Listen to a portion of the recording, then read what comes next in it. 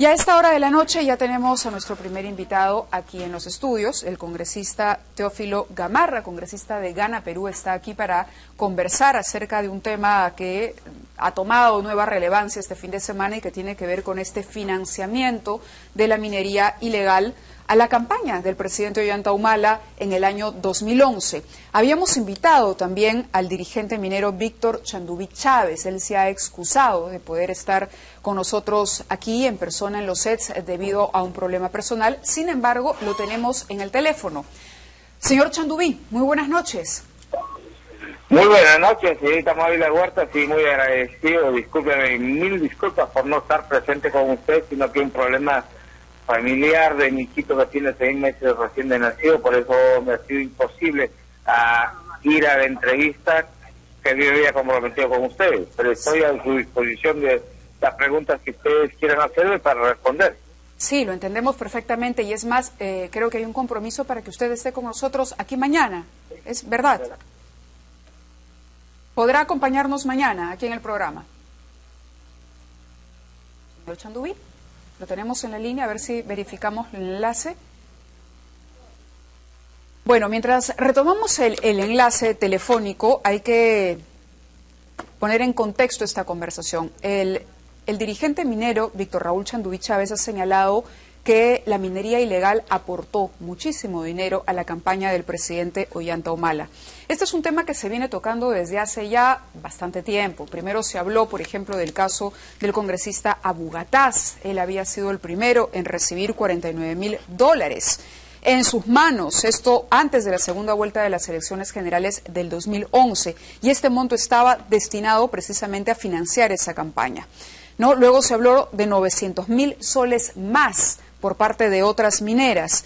Y justamente Víctor Chandubí, ex jefe de la campaña del Partido Nacionalista en Madre de Dios y también ex vicepresidente de esta Federación Nacional de Mineros Artesanales del Perú, afirmó que incluso el presidente se reunía con frecuencia con esta federación y que están con él desde el año 2006. Ahora ha salido a denunciar esto y aparentemente lo que sugiere es que el presidente no ha cumplido con una serie de promesas y de acuerdos a los que se había comprometido con ellos a cambio de este financiamiento. Señor Chandubí, lo tenemos en el teléfono, ahora sí. Sí, mil disculpas. Parece que el gobierno está haciendo un buen trabajo de interceptar las comunicaciones. En fin, yo quería preguntarle, primero que nada, de cuándo data su relación con el presidente Ollanta Humala, cómo empieza esta relación, en realidad, entre la Federación y el partido que postulaba al señor Humala a la presidencia de la República.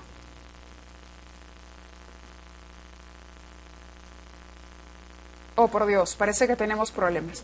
Bueno, en cualquier caso vamos a conversar mañana con el señor Chandubí, porque él ha sido muy duro, de verdad, ha hecho varias denuncias, entre otras, una de las novedades ha sido estas denuncias en contra del propio ministro del Interior, que mientras fue alto comisionado en su lucha contra la minería ilegal habría cobrado cupos a estos mineros. Él ha dicho que él cobraba dinero a cambio de dejarlos operar, y esa es una denuncia sumamente grave y queremos conversar con él acerca de las pruebas que tendría para avalar todo lo dicho, tanto del aporte a la campaña del presidente como en el tema del ministro Urresti. Y de eso justamente queríamos hablar con el congresista Teófilo Gamarra para preguntarle cuál ha sido realmente la relación entre el partido de gobierno y los mineros ilegales. Bienvenido, congresista, y muy buenas noches. Muy buenas noches, Mávila. Muchas gracias por la oportunidad. ¿Usted ha escuchado las declaraciones de este señor Chandubí, representante minero, que además no son recientes, ¿no? Sino que ya vienen desde hace bastante tiempo dando vueltas? Incluso hay una investigación en contra del congresista Abu Gataz, quien habría sido finalmente el nexo en primera instancia y quien habría recibido el dinero en efectivo para esto. Así es. En efecto, hemos leído a través de los medios de comunicación declaraciones totalmente falsas, antojadizas y totalmente carentes de sustento, toda vez que se trata de imputar aportes de parte de la minería ilegal por montos mayores a los 3 millones de soles. Inicialmente se dijo de $49.000, luego se habló de 900.000 soles y ahora se habla de 3 millones de soles. ¿En qué quedamos? Son 49.000 900.000 o 3 millones. Aparentemente, esto dice mucho de la falta de veracidad en la información que aparentemente este señor está proporcionando, y creo que más bien está siendo utilizado, porque tenemos entendido que este señor tiene vinculación con el partido aprista y está siendo utilizado como una especie de sicario político para tratar de englodar no solamente al presidente de la República, sino a algunos de los congresistas de marcada posición frente a las redes, a los tentáculos del APRA durante los últimos años. De modo que se trata de un personaje que no tiene los sustentos, no tiene la documentación suficiente y necesaria. Lo único que ha mostrado son fotografías, y en campaña todos sabemos que los candidatos se toman fotos con todas las personas que así lo desean, y no por el hecho de tomarse fotos con fulano, sutano, mengano, el presidente o cualquier otro candidato resulte vinculado. Estamos hablando de campaña electoral. Eso nos queda claro. Sin embargo, el congresista Bugatás en su momento señaló que había participado en 2 campañas, en el 2006 y el 2011, que han tenido el apoyo de muchos gremios, admitió la reunión con los mineros en efecto y ha señalado que hubo militantes que eran o que son mineros artesanales que participaron. Él incluso dijo, no voy a tratar de tapar el sol con un dedo, es decir, sí había una relación. Claro, cuando un candidato está en campaña, por lo general se acercan los distintos gremios, construcción civil, se acercan los mineros artesanales, los mineros informales, se acerca, por ejemplo, todo tipo de gremios y tratan de conversar con las personas más allegadas a el candidato, y en algunos casos inclusive lo hacen con candidatos al Congreso y con el mismo candidato. Eso es lo que pudo haber sucedido, y creo que el candidato está en la obligación de escuchar la problemática, y en el caso se escuchó la problemática con relación a la informalidad y se plantearon medidas, decretos legislativos desde el número 1099 hasta el 1107 que permitían la formalización de la minería informal, pero no se puede formalizar la minería ilegal, aquella que está prohibida, porque se hace en lugares que están totalmente prohibidos. Entonces, ¿El partido que acompañó a Ollantaytamala recibió dinero o no de estos mineros? Definitivamente, desde el punto de vista institucional, el partido de Gana Perú, la bancada, mejor dicho, no se ha recibido ningún tipo de aporte. Puede haberse producido aportes voluntarios con camionetas, motocarros en la selva. Normalmente las personas que apoyan a un determinado candidato pueden voluntariamente decir, mira, sabes, yo pongo mi carro, yo pongo mi motocar, pero llevamos eso es gente. Un Normalmente eso sucede no solamente en el caso de uno de los candidatos, sino de todos los candidatos. Entonces, claro, son aportes voluntarios que nacen de la coyuntura, ¿no? No estamos hablando de todos los candidatos, estamos hablando en concreto de la campaña del presidente Ollantaytamala. Si no fue dinero, igual usted está reconociendo entonces que hubo aportes en especies, es normalmente decir, alojamiento, como también se ha mencionado, transporte, seguridad, alimentación. Lo que yo señalo es que no ha habido un aporte institucional de la federación, ¿no? Han habido voluntades, suma de voluntades, como existe en el caso de otras candidaturas. Si hablamos de la candidatura del APRA en su momento, hablamos de la candidatura del Fujimorismo en su momento, hay suma de voluntades que en la coyuntura, en el fragor de la campaña, falta algo. Ponen la camioneta, ponen el motocar, y nadie en ese momento, por ejemplo, puede discriminar a nadie. Exactamente. La voluntad es abstracta. Le estoy preguntando directamente. ¿Hubo aporte material, más allá de la voluntad, para apoyar la candidatura del presidente Ollantaytamala por parte de la minería informal y o ilegal, sea en especies, sea en oro? Porque también se ha dicho incluso que le dieron oro para que la señora Nadine Heredia se haga algunas joyas. En fin, ¿hubo algún tipo de aporte de esos gremios? Esta última parte ya es como para dorar la píldora, ¿no? Definitivamente. No, pero la pregunta es ya clara nosotros y hemos directa. señalado, ¿Hubo señalado a lo largo de las distintas declaraciones de los voceros, de las personas que están vinculadas, no ha existido ningún aporte de modo institucional. Lo que suele suceder en determinados lugares es suma de voluntades, aportes voluntarios en motocarros, en camionetas, que sucede a todos los partidos políticos, de modo que no podemos individualizar exactamente si son mineros informales o si son simplemente amas de casa, si son simplemente pobladores, si son simplemente médicos, si son simplemente maestros o profesores. Estamos hablando, ¿no es cierto?, de aportes voluntarios de un grupo de gentes que se congregan para apoyar a una determinada candidatura. De modo que eso es lo que ha sucedido en el caso de la candidatura del presidente Ollanta, y no solamente en Madeireos, sino en todo el Perú. Vayamos, por ejemplo, a Iquitos, a Tacna, Arequipa, Cusco. Ha habido una suma de voluntades. Y esas en el momento gentes que sumaron sus voluntades tenían que ver con la minería informal y o legal. Le vuelvo a hacer la pregunta porque no me termina de dar una respuesta.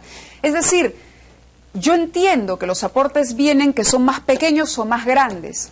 Todos los aportes y todo el financiamiento de una campaña hay que declararlo ante la OMP. Eso está declarado. Está declarado, pero usted me dice, todos recibimos aportes voluntarios. La pregunta es clara. ¿Recibieron o no recibieron ayuda, aportes, voluntades, oro, como quiera usted llamarlo, de minería informal y ilegal? Para ser más concretos y para ser más específicos. La suma de voluntades, en la suma de voluntades no se discrimina quién es quién. Es decir, pueden ser mineros ilegales, pueden ser mineros ¿narcotraficantes? El tema es, si alguien pone un carro, desconoce el jefe de campaña, lavadores de o desconoce fulano, sutano, mengano, estafadores. Entonces, estamos hablando de suma de voluntades que en el momento, por ejemplo, llega el candidato a la presidencia de la República, van motocarros o camionetas, la gente sube a las camionetas y de alguna manera se está produciendo, ¿no es cierto?, el desplazamiento de Pero gente esas camionetas pueden pertenecer a un narcotraficante. ¿Y a usted le parece eso correcto? Pero ¿no hay un filtro en los partidos? El tema es quién discrimina en época de campaña, en esa coyuntura. O sea, estamos hablando de suma de voluntades. ¿Usted está admitiendo que no hubo entonces una discriminación al recibir aportes y que pudo incluso haber plata de narcotráfico en la campaña del presidente? No necesariamente de aportes, estamos hablando de una suma de voluntades. Porque ¿qué significa para usted suma de voluntades? ¿Qué significa para usted suma de voluntades? Mávila, si me permites, con relación a los aportes, está claramente demostrado que se abrió una cuenta y aquellas personas que tenían que hacer sus aportes tenían que hacer sus depósitos a esa cuenta. Y esa ha sido objeto de un balance, de un inventario, y al final se ha tenido que hacer un informe correspondiente, como consta, digamos, a las instituciones que tienen a su cargo el tema electoral, como la OMPE y el Jurado Nacional de Elecciones. Eso por un lado. Por otro lado, cuando estamos hablando de suma de voluntades, por ejemplo, tenemos un meeting que se congrega a muchas personas, a 10.000, a 5.000 personas. ¿Podemos discriminar quiénes participan de ese meeting? ¿Quiénes llevan sus vehículos? ¿Quiénes llevan sus motocarros? ¿Quiénes llevan, digamos,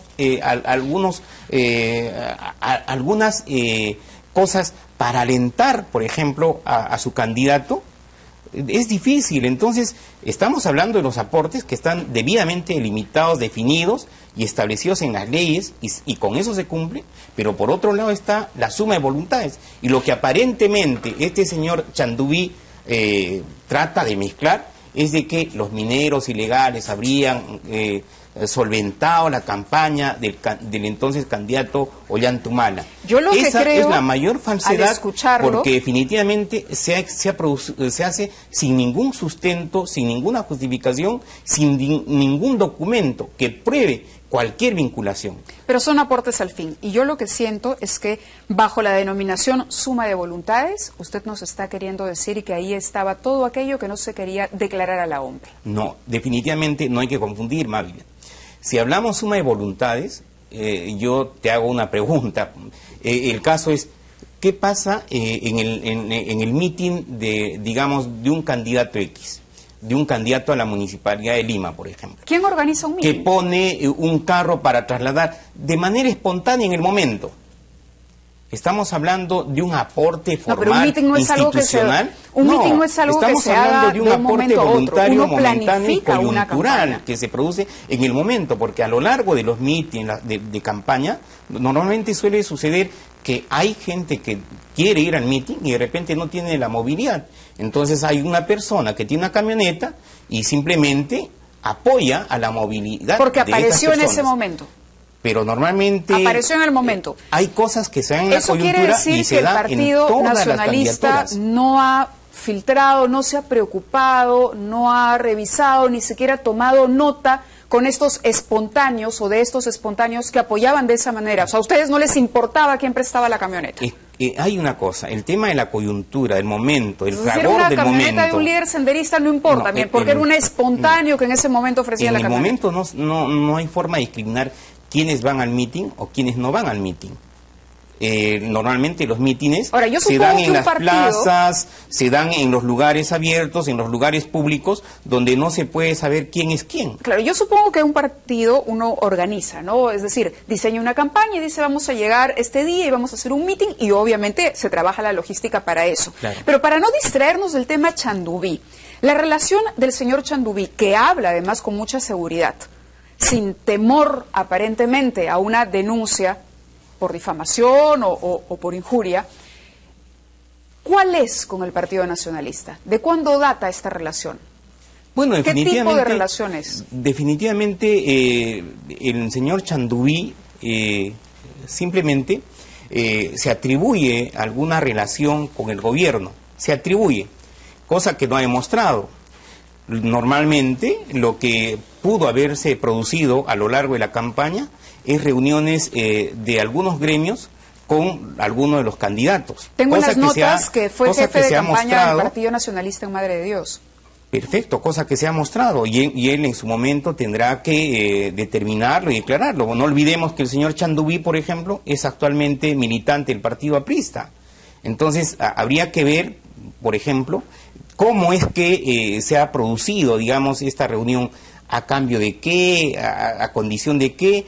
Se imagina, Mávila, si el presidente aceptara como condición formalizar a mineros ilegales, a mineros que por disposiciones de la ley no pueden formalizarse, debido a que ya sea por el territorio, porque no tienen la concesión o porque no cumplen con los requisitos, pretenden seguir extrayendo, digamos, los minerales. Entonces vamos a formalizar a ellos que están fuera de la ley.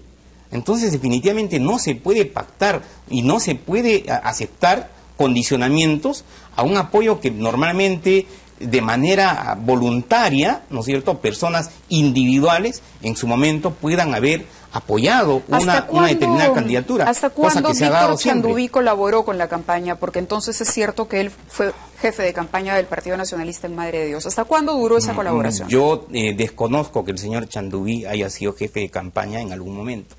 No fue. Nunca he señalado eso. Desconozco que este señor haya sido.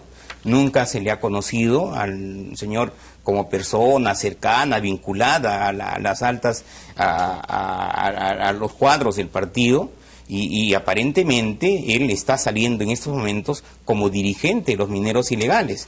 Yo entiendo incluso que quien tenía la representación de la minería a nivel de Madre de Dios era el señor Otsuka, pero no el señor Chandubí. Aparentemente el señor Chandubí sale como utilizado por sectores del APRA que de alguna manera pretenden vincular al presidente y a sus cuadros del Partido Nacionalista en temas que no tienen ningún sustento. A ver, acá tengo por ejemplo una información que señala que la minera ilegal Berta Chicaní pagó una cantidad de dólares por la estadía de 2 habitaciones para Yanta Humala y Einstein Mendoza, actual integrante de la seguridad presidencial en el Hotel Huasaí, en Madre de Dios. Ambos se alojaron allí el 30 de septiembre, el 1 de octubre de 2010, de acuerdo con la boleta de pago. Es decir, hay un documento que lo argumenta, que respalda esto, que es información que publicó Perú 21 la semana pasada. Es decir, no estamos hablando solo de Chandubí. Claro. Sino pero también de otros, incluso, si me permite, de algunos congresistas que han abandonado las filas del partido y que también señalan que en efecto sí hubo una relación con la minería informal o ilegal. Claro, estamos hablando específicamente del congresista Mao Romero, que él ha negado categóricamente en varias oportunidades a haber recibido aportes de campaña de parte de sectores de la minería ilegal.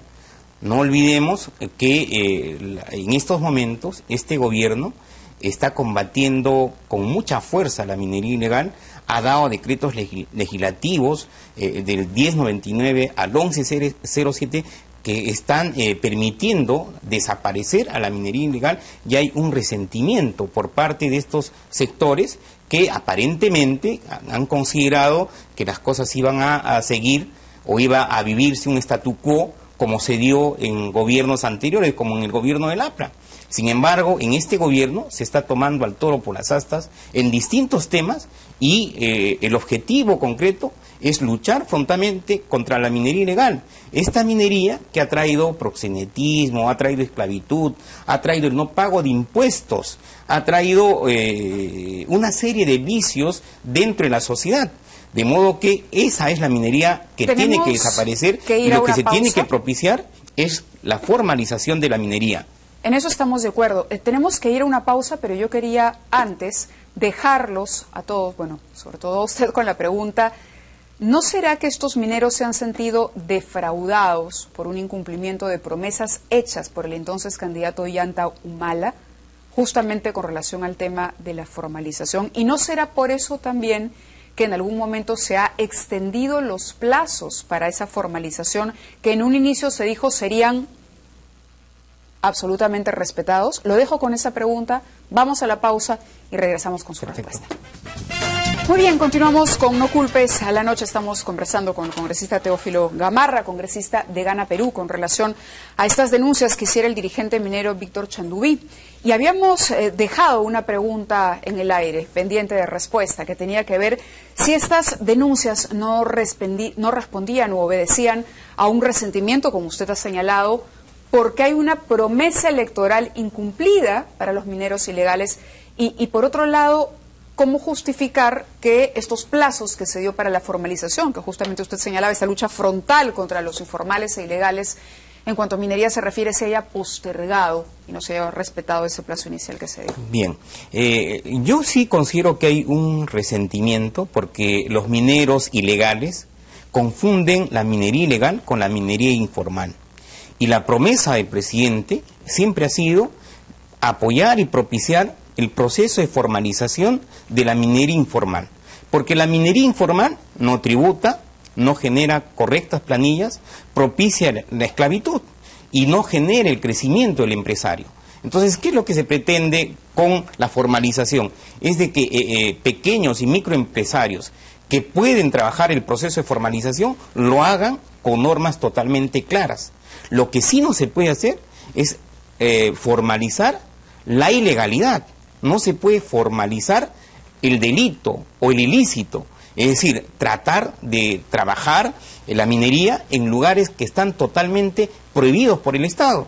Entonces, esa es la confusión que aparentemente lleva a algunos a tratar de utilizar a la masa o a la población de algunos sectores del país para tratar de irse contra el presidente de la República. Creo que el presidente en ese sentido ha cumplido con el proceso de formalización, se han dado plazos, se ha conversado en reiteradas oportunidades con la dirigencia, tratando de establecer los mecanismos para por los cuales tiene que producirse este proceso, y adicionalmente se ha tratado de generar, digamos, la articulación con los gobiernos regionales para que los mineros puedan presentar sus declaraciones de compromiso y con la voluntad de hacerlo, empezar un proceso de formalización a nivel de todo el país. Del señor Chanduví, ¿sabe usted? La verdad, a nosotros lo conocemos como un personaje que recién está entrando como dirigente de la minería ilegal en Madre de Dios y tiene filiación aprista últimamente, y por lo tanto este señor estaría siendo utilizado. ¿Usted cree que es parte de un cargamontón? De hecho. Y en esa línea podríamos interpretar también las denuncias contra el ministro Urresti. En efecto, estamos hablando de un cargamontón que se le pretende hacer, o se le está haciendo en estos momentos al gobierno, y utilizando una serie de aspectos, por ejemplo, el tema de los aportes de mineros ilegales, el tema de la comisión que investiga el caso de Óscar López Meneses, en donde de manera obsesiva, ¿no? Aparentemente el presidente de la comisión ha tratado en todo momento de involucrar al presidente de la República, Palacio de Gobierno, cuando en realidad hay temas que investigar y aparentemente el horizonte, la brújula de esta comisión simplemente se ha perdido. Queríamos comentarle, a propósito de lo que usted señalaba, esta vinculación del señor Chanduví con el partido aprista, que en su cuenta en Twitter, Jorge del Castillo ha señalado que no es aprista. Sin embargo, en Infogop aparece como inscrito, pero no, él descarta que Chanduví sea parte del partido aprista. En todo caso, ahí están los documentos. El señor aparece como un militante aprista y yo considero que este señor está siendo utilizado dentro de este cargamontón que se le pretende hacer al gobierno y no solamente por sectores del APRA, hay que decirlo concretamente, también por el fujimorismo. En el caso del fujimorismo, yo entiendo que existe un resentimiento de parte de alguna gente del fujimorismo porque este gobierno no se dejó presionar para liberar al señor expresidente Fujimori. De modo que este cargamontón, los apristas, los fujimoristas. Creo que hay una especie de acuerdo tácito entre el APRA y el fujimorismo por un lado, y por otro lado el presidente de la comisión, Óscar López Meneses, juega en pared con este señor López Meneses para tratar de imputarle alguna relación con el presidente de la República. Es decir, ¿quién gana en esta situación? ¿El presidente de la República? El PPC no es y por lo parte tanto, aparentemente, Óscar López Meneses tácitamente con... afrofujimorista. Así es. Y adicionalmente... ¿Y cuyo objetivo principal es? Hacerle denigrar la imagen del actual gobierno, tratar de enlodarlo, tratar de hacer parecer que todos los gobiernos son corruptos, y no es así. Entendemos el que el tema gobierno... del fujimorismo por el asunto del indulto a Alberto Fujimori, pero en el caso del aprismo... En el caso del aprismo estamos hablando de un gobierno que ha tenido serios cuestionamientos de corrupción. ¿Por la mega comisión? Y no solamente por la mega comisión, sino mucha gente que ha sido denunciada en su oportunidad y que al final el Ministerio Público no hizo nada. Entonces, sus propios aparentemente el APRA, el fujimorismo, pero esta vez para... Lo que se pretende es imputar corrupción a otro gobierno que no tiene y decir, bueno, en esta selva todos son corruptos, y creo que hay que distinguir, ¿no es cierto?, las cosas. Han habido gobiernos... ¿No hay un poquitín de paranoia también por parte de Gana Perú, del oficialismo? Pero Mávila, las cosas están totalmente claras. Creo que este gobierno ha venido trabajando... Pero no están tan claras cuando usted me dice que de repente llegaba el presidente y venía alguien en su camioneta y lo llevaba hasta el mitin y usted no sabía de quién era la camioneta. Al presidente no, a gente que normalmente... Bueno, igual que ustedes recibían esta suma de voluntades, normalmente, que no tiene identificada, porque no hay nombre y apellido a la suma de voluntades. Normalmente en los mítines, quienes hemos participado, digamos, de estas campañas, vemos que, por ejemplo, se está desplazando el presidente en la parte de adelante, digamos, y todo el mundo quiere seguir al candidato. Y se suben en motocarros, se suben en camionetas, se suben en lo que puedan para llegar, digamos, al lugar y escuchar al candidato. Y eso no solamente sucede con el candidato de Gana Perú, sino también sucedió con los otros candidatos. Otro nombre clave en toda esta historia es el de Martín Belaúnde Locio. Era una pieza clave en la campaña. Yo recuerdo que incluso los periodistas, cuando teníamos que entrevistar al presidente, llamábamos a Martín Belaúnde para coordinar con él, hora, lugar, en fin. Era una persona visible durante la campaña, casi un vocero. Y Jorge Paredes Terry, ex asesor del congresista Daniel Abugataz, justamente uno de los imputados por el dirigente minero, ha señalado que él era el intermediario entre los movimientos o presidencias regionales y el Partido Nacionalista y Palacio de Gobierno, para ser más concretos. Nadie ha negado que el señor Belaúnde estuvo presente en la campaña del 2006 y tuvo una participación dentro de la organización, dentro de la estructura de campaña del partido. Sin embargo, en el 2011 el señor estuvo fuera de la campaña de Gana Perú. Eso lo ha señalado categóricamente no solamente los cuadros del partido, sino todos los que hemos participado de manera directa dentro de esta campaña.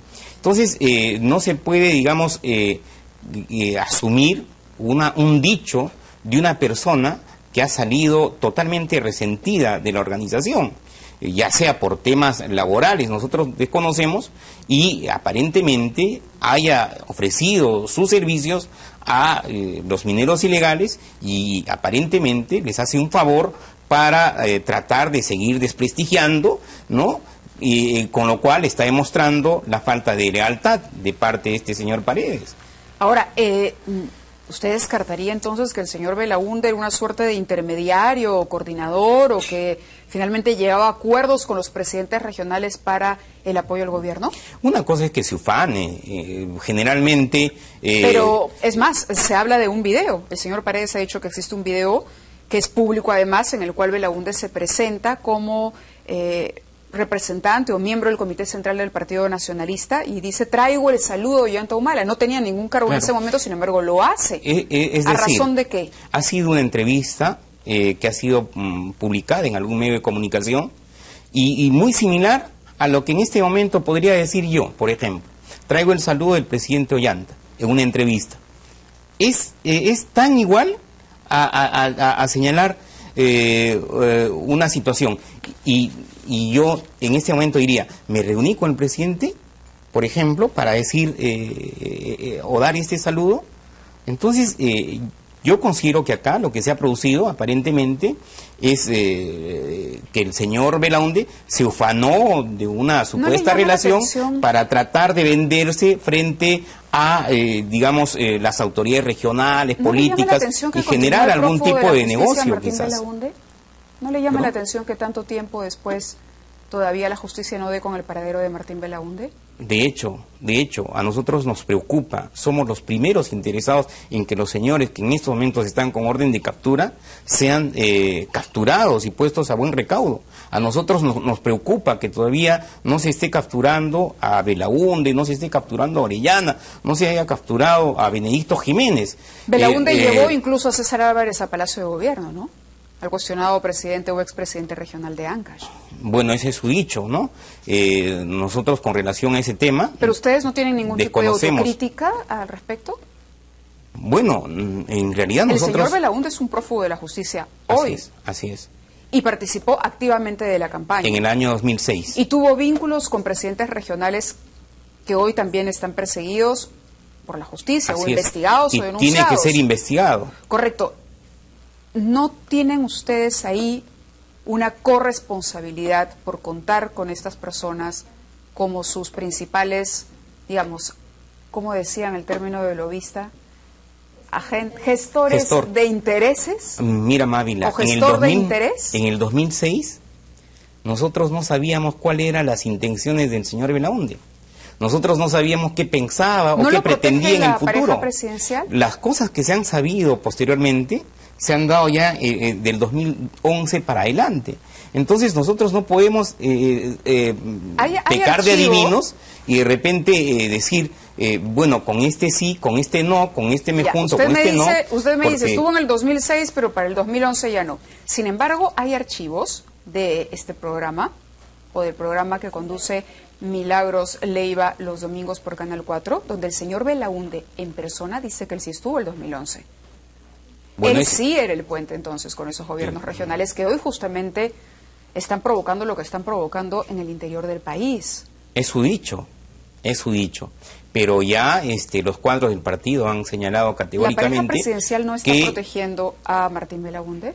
Definitivamente que no. Es más, el ministro Urresti ha dicho concretamente que el presidente de la República en su momento le ha pedido expresamente que una de las personas que debe ser capturada es el señor Belaúnde, el señor Orellana, el señor Jiménez. ¿Y por qué no se decir, hay una preocupación permanente. El señor Urresti, que, digamos, ha proyectado una imagen de eficiencia, ¿no le llama la atención que la policía no pueda capturar a Martín Belaúnde? ¿Por qué Martín Belaúnde podría eludir el trabajo de la Policía Nacional? ¿Qué motivos habría? Porque puedo entender que, no sé, que de pronto un narcotraficante muy poderoso de repente no esté a la mano, ¿no?, de la policía, pero llama la atención justamente que alguien como Martín Belaúnde hasta ahora no pueda ser detenido. En efecto, pero hay que recordar que estos señores han trabajado toda una estructura, toda una organización criminal a lo largo de muchos años. y han tenido tentáculos en instituciones muy importantes como la Policía Nacional, el Ministerio Público, el Poder Judicial, y en muchos de los casos se filtra la información y hace más difícil el proceso de captura que se tiene que dar. Pero, sin embargo, espero que el trabajo se continúe realizando y próximamente se proceda a la captura de estos personajes. Es más, yo en algún momento inclusive he pedido que se establezca una recompensa para poder capturar a estos sujetos y poder procesarlos por todos los delitos que han cometido. Nos va quedando poco tiempo, pero aquí tenía justamente a partir de la información que hemos recabado algunas cosas todavía que están pendientes de respuesta, ¿no? Por ejemplo, volviendo a las declaraciones de Chandubí, ya me dijo lo de Martín Belaúnde, en fin. A la campaña de Humala también habría aportado la familia Picón de Huánuco, investigados por la Agencia Antinarcóticos de Estados Unidos, la DEA. Yo justamente le mencionaba esto, de la filtración del narcotráfico en las campañas electorales. El intermediario entre ellos fue el hoy congresista Josué Gutiérrez, quien por varios años trabajó para las empresas de los Picón y que exigieron los Picón a cambio. Le dieron la presidencia regional de Huánuco, quien hoy es candidato, bueno, justamente a la reelección y ha pasado a la segunda vuelta. ¿Cómo explica el aporte de estos? ¿También fue parte de la suma de voluntades el caso de la familia Picón? Primero, que la presidencia regional no se da. La presidencia regional se compite en una contienda electoral y al final es el pueblo que da su veredicto final. Bueno, pero hay maneras de apoyarlo, ¿no? Pero por otro lado... hay maneras de apoyarlo, y además el Partido Nacionalista no presentó candidatos a las elecciones regionales. Es un dicho en ese caso, y no ha señalado específicamente cuáles son los medios probatorios, los documentos que tiene para acreditar ese dicho. Y yo creo que no se trata de hacer una rifa de dichos para tratar de imputar responsabilidades. Y todas las denuncias debieran estar probadas y sustentadas. Y es por eso que habíamos invitado justamente al señor Chandubí para que nos hablara con pruebas en la mano. En cualquier caso, yo le agradezco haber asistido al programa y haber hecho estos descargos.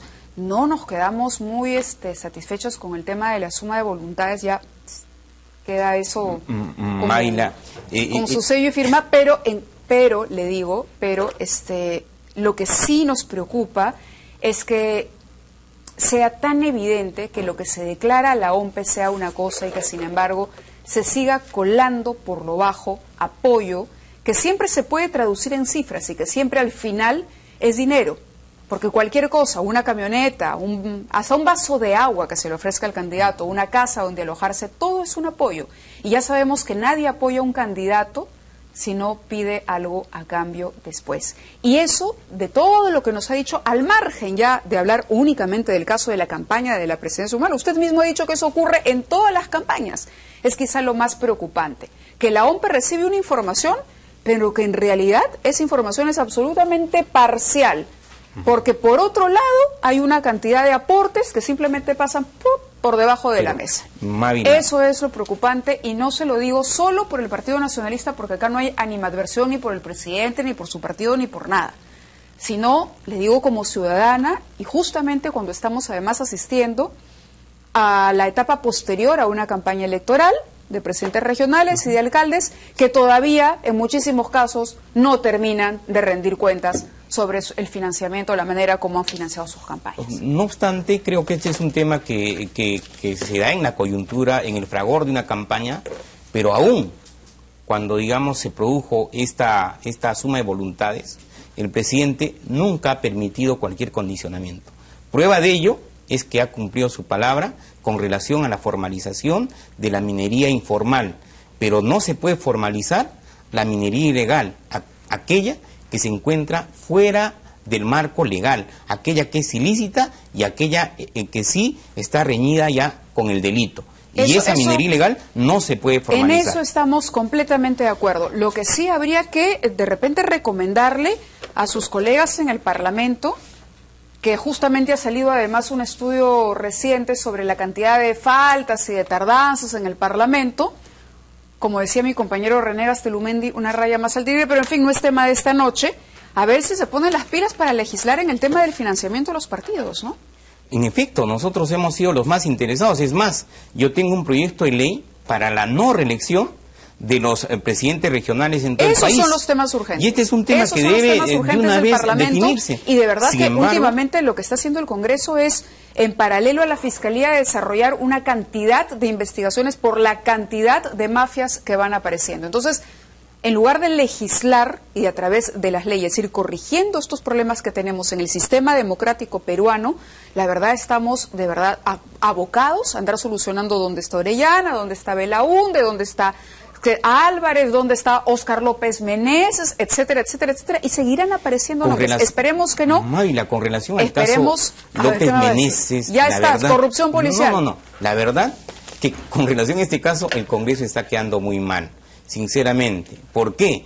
Porque hay un congresista que se ha ensimismado, se ha obsesionado, ¿no es cierto?, con tratar de sesgar la investigación y ha descuidado los otros rubros de la investigación, que tenía por objeto ver la red de toda esta, de este señor López Meneses y quienes estarían detrás de esta irregular custodia. Entonces, lamentablemente, por este afán de protagonismo, por este afán de venganza, por este afán de sesgar la investigación, realmente se está generando un clima de descrédito a nivel del Congreso de la República. Se nos acabó el tiempo, congresista. Muchísimas gracias nuevamente por estar aquí. Muchas gracias. Y muy buenas noches. Muy bien, y nosotros hacemos una pausa y vamos a regresar con más información acerca del alcalde Cajaruru. Ustedes recordarán el caso de Domingo Guerrero, quien se encuentra en la cárcel. Sabíamos que el IDL había